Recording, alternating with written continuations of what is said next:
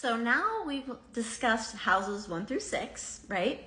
Your consciousness was this big and it keeps expanding, expanding, expanding.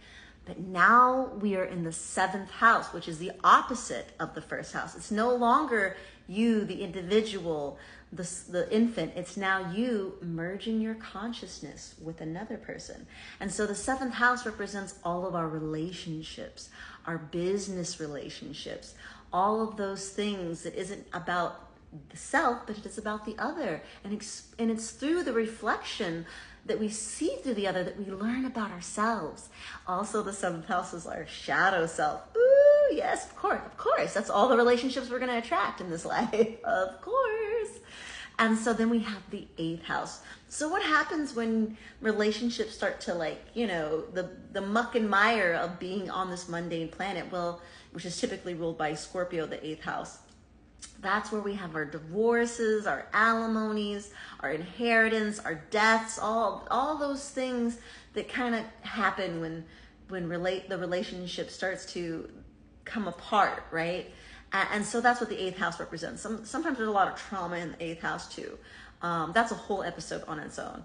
And then we have the 9th house. That's our aha moment from this. Okay, we've merged our consciousness. We've learned, sometimes you got to play better than what we were playing with. And now these are the lessons. This is the higher learning, the spiritual learning, the foreign travel, the university, all of that's in the 9th house.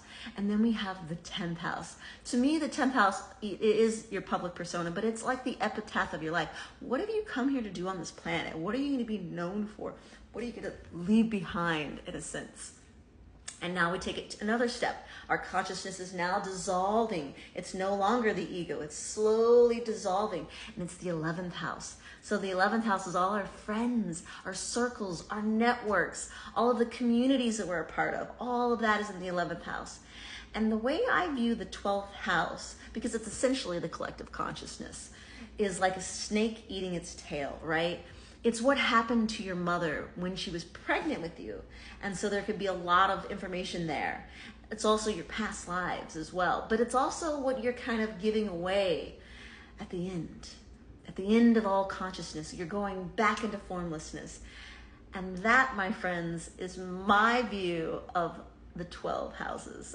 Please let me know what you think in the comments, if you disagree or if I left something out. I'd love to hear your explanation, but this is one astrologer sharing her viewpoints.